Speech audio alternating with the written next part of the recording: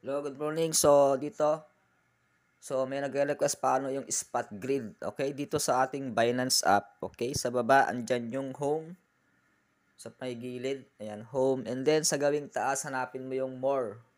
Yan, click mo yung more. So, ito yung kanya mga services dito sa Binance. So, hanapin natin dito yung spot grid.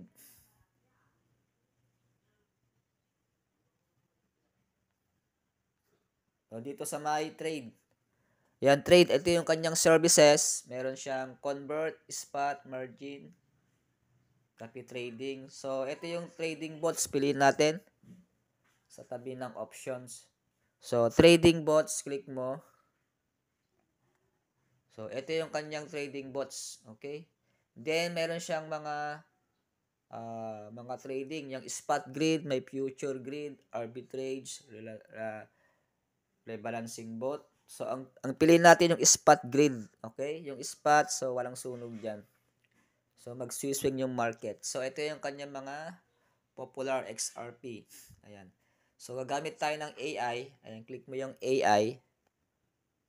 Then, dito search natin XRP.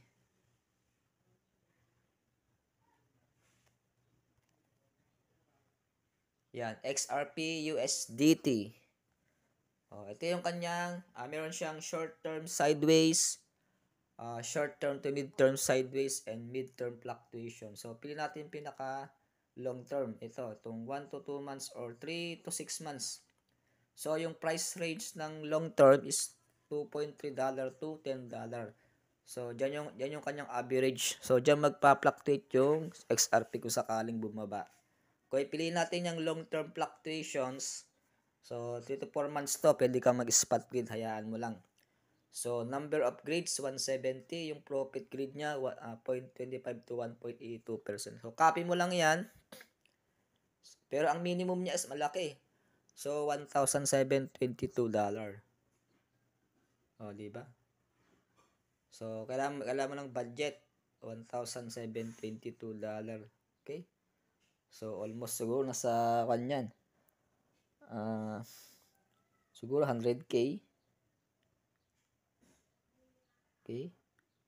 O, nasa 100K plus yan sa peso. Kung dyan kayo mag-i-invest.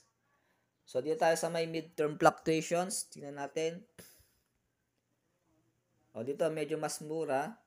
So, 416 USDT ang kailangan mo para makapag-spot grid ka dito. So, dito tayo sa, yan, medyo mas mura. Sa midterm fluctuation, 416. Okay? 1 to 2 months. Dito, short term naman, kung wala kang budget. So, yan, 520 to, mas mataas pa din. So, dito lang tayo sa midterm fluctuation. O, ito, 416. O, dyan kayo mag-spot grid. O, kailangan nyo ng $416. Okay, minimum. Okay? So, ganyan lang yung ating spot grid. Okay? Kung gusto nyo mag-spot grid. Okay? So, share mo tong video, then subscribe my channel, Jonathan Bit TV. Okay? Thank you for watching. God bless day. See you tomorrow. Hello, good morning. So, ito yung ating platform sa Bybit. So, tingnan natin yung ating bagong token sa launch pool. So, click mo yung more. So, ito yung mga services ng ating app sa Bybit. Okay? So, dito sa SpotX.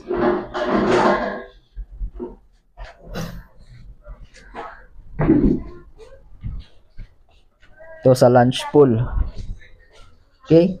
So, ito yung bagong token ngayon. Stake and earn tokens for free. Yan, ika-43 projects na to. Okay, itong Soso. So, Soso Value is an AI-powered investment and research platform that revolutionize. So, mag-i-start to. So, staking starts in 1 day and 5 hours. So, bukas to ng gabi, 6 PM mag-i-start. Okay?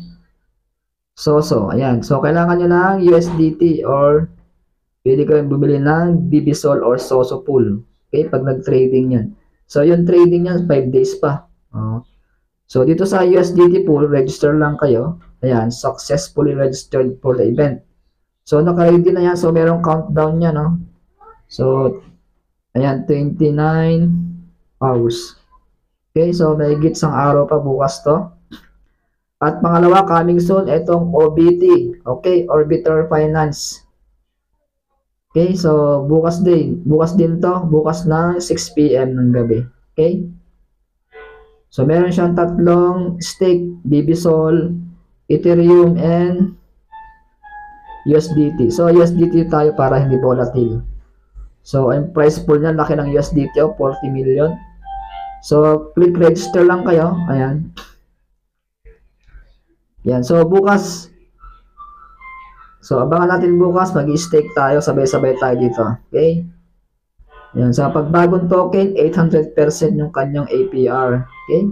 So ito yung mga past performance, Sera, PH, yan, tapos na yan. Black, ayan yung mga previous. Okay? So abangan nyo natin bukas. So prepared lang kayo ng USDT, minimum $100, maximum $200. Okay? So that's it. Thank you for watching. God bless day. See you tomorrow.